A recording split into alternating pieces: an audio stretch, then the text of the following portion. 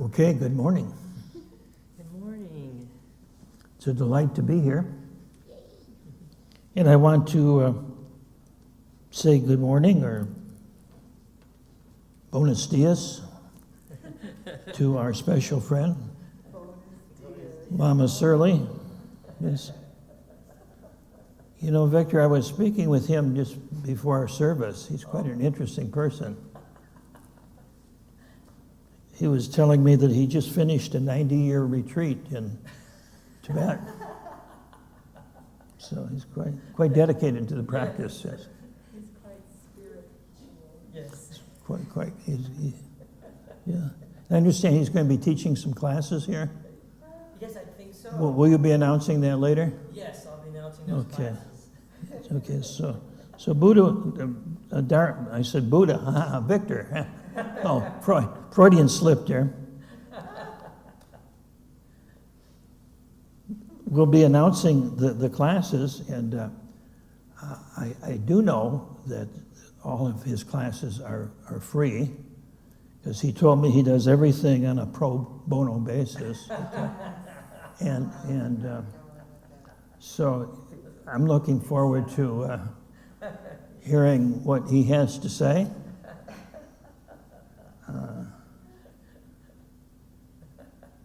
Meanwhile, we turn to our Dharma Talk for today. Yes.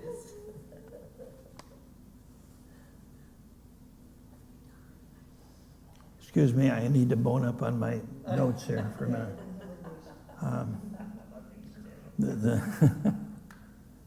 The title of today's talk is "Who Am I?" Who am I? Now, this is not, as I portray it or as I present it to you, this is not simply a philosophical question. It's not a religious or doctrinal question. And it's not even a psychological question in the sense of, we may be searching for ourselves or wondering who I am in the world. What's my place? What's my role? This is much more than that. The question, who am I, is really a question that has no answer. And indeed, all really good questions have no answer. At least not in words, not in concepts. In fact, someone once said, don't ever ruin a good question with an answer. Because a really good question is an inquiry. It's open-ended. It's a question that's meant to be lived, not answered with the mind, but to be lived with our life. And that's how we really answer all of the questions that we have, is that we live the answers. So it's important to be conscious of the questions that we are asking. And one of the questions to live with is that question, who am I? Allowing the answer to be revealed in time and place that's appropriate. Sometimes I may hear people studying Buddhism saying, well, there is no self. The Buddha taught that there is no self. Well, that's a teaching that's often misunderstood. And whether or not we believe there is a self, it doesn't matter. Because the question really is, who do I believe that I am at the deepest level? When I look at this entity that's always with me, for better or for worse, till death do us part, and perhaps even beyond,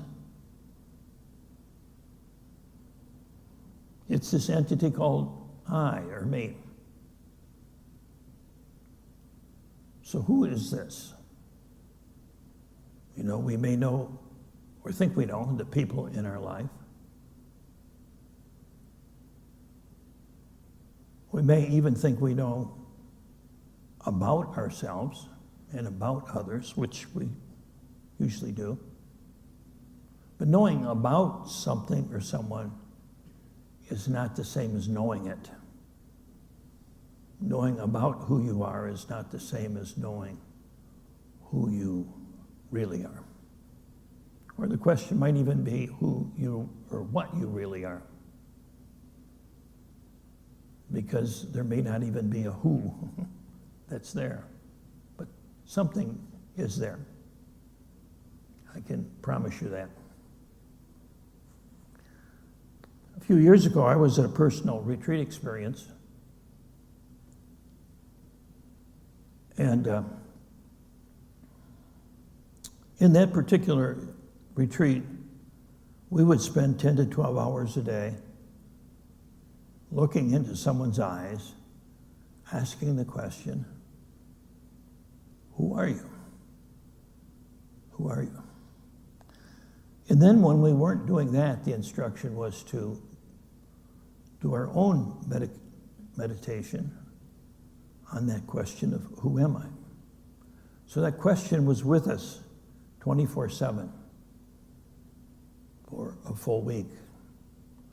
And it was a very powerful experience for me. And once again, I can say for myself that I did not get an answer in words, but I did get an answer in terms of experience. And it's a time well spent. It's a question worth asking. I asked the teacher at that retreat, Murray Kennedy is his name. He's a Canadian, lives in Vancouver, I believe, British Columbia. And I asked him about the question, who am I, vis-a-vis the issue of anatta, or no self. And he gave me this metaphor that's very common in the Hindu tradition about a fire and stirring the fire with a stick. Imagine that we've got a campfire, and when there's a campfire, typically we'll grab a stick and we'll stir the coals in the fire. Eventually, the stick that we use to stir gets smaller and smaller. And eventually, we toss that stick into the fire, and it's totally consumed. And that's, in a way, is a metaphor for the self. The self is always stirring the fire. It's always poking around. Who am I? What's this about? But sooner or later, that stick gets consumed by the fire. The self gets consumed by not self or being, whatever name we want to give to it. Doesn't matter. Another way to look at this is we could sit down and just say, who am I? And see what we experience. You know, who am I? Well, I seem to be this body. But when I look at the body's filled full of sensations that are constantly changing. And I'm aware that there's somebody or something that's aware of the body. And likewise with thoughts. Likewise with emotions, seeing and hearing and so forth. These are always changing. So there is no fixed anything in terms of our sensual experience. And B, there's always a knower.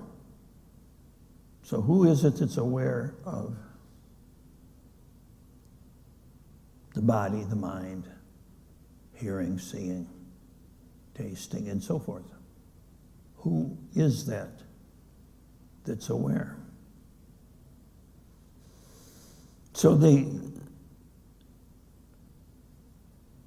metaphor that I give for this experience of searching for oneself is a little bit like going into a very dark room, like an old attic with a flashlight. Let's say it's a good flashlight. And yet, like all flashlights, you can only see what's in the beam of the light. So we shine the flashlight around the room, up, down, all around. And eventually, if we're patient, we can see every single object in that room, except for one thing. What is it that we'll never see, no matter how long or how assiduously we search? Of course, the answer is the flashlight itself. No matter how bright that flashlight may be, it will never see itself. And so the self is always like the flashlight. The self is always searching. The I should say, that which is aware, the source of the awareness, is like that flashlight. It can't shine its light upon itself. Alan Watts says it's trying to find out who you are is like trying to bite your own teeth. You know, we can't do it, no matter how good our teeth are. So one strategy that's used that can be helpful up to a point is to develop the concept of a witness. So just say the I is a witness or an observer. And its job is just to observe. I remember a quote from Yogi Berra. I think it was Yogi Berra. I love his quotes. They're so profound. He says, you know, you can observe a lot just by watching. And so if we watch, we observe, we pay attention, we see everything but the witness. We'll never see the witness. Now, this is a good practice because it's a way of experientially realizing that I am not my body, I am not my thoughts, I am not what I hear, I am not what I see, I'm not the roles that I play, I'm not my beliefs. I am that which has these beliefs, has these sensations, and so forth. The danger in this practice is that we can create a distance between ourselves and our experiences so that we feel safe, we feel protected from the rawness of the experience itself. That can be helpful at first, but it can be a way of avoiding our experiences. It can be a way of fully engaging our life. So there's a sense of what I sometimes call the counterfeit Buddha. You know, we may feel like we're very aloof and at peace, but what we're doing is we're protecting ourselves by being the observer, you say, identifying with the observer. There's one author that calls this getting in the witness protection program. You know, the witness, being in the witness will protect me from the rawness of my life experience. But the practice really is doing both. It's recognizing that I'm aware, and there is a self, if you will, or an identity that knows that it's aware. Yet there's also that which I'm aware of, which is part of me. My feelings, my thoughts, and so forth. And these need to be fully experienced and not pushed away. So when we can practice being the witness, the observer, and do so with complete equanimity, that is, fully feeling our sensations without getting lost in them, fully engaging in thinking without getting lost in thinking, fully feeling our emotions without getting lost in our emotions. When we can do all of that with equanimity and with awareness, eventually something very profound can happen. And that is, it seems that the witness and that which is observed, the observer and the observed, sort of collapse into one. And, quote, I become that which I'm looking at. Only I am still fully aware at the same time. I think we've all had these experiences, sometimes maybe called being in the zone or being in that place of optimum aliveness, where we're fully present to every experience. And as one ballet dancer, Russian ballet dancer, asked or said when she was told that she was a great dancer, she says, I'm not a dancer. She says, I am the dance. When I get up on the stage, I'm no longer dancing. I am the dance itself. And so that's what can happen. These experiences are very profound. We remember them when they do. They're called, unitive experiences, or satori, or cosmic consciousness, or whatever name they may have. We all, in every tradition, they are recognized. I think I'd like to close with a quote by Ken Wilber, who describes this experience very profoundly, I think very poetically too, of how we can be fully awake and yet fully in touch with the seeingness, hearingness, feelingness, doingness of life, to be in the midst of it and to be fully present and fully awake and connected to our being. And I believe that's why we're here. We're not here to distance ourselves, and we're not here certainly to get lost in the world. We've all done that. But we are here to be fully in the world and yet not to be fully awake in the world. So I will close with these words from Ken Wilber. When you are the witness, when you are the non-dual witness, that is, non-dual means there's no longer a subject and an object. When you are the non-dual witness of all objects arise in you. Then you stand in utter freedom in the vast expanse of all space.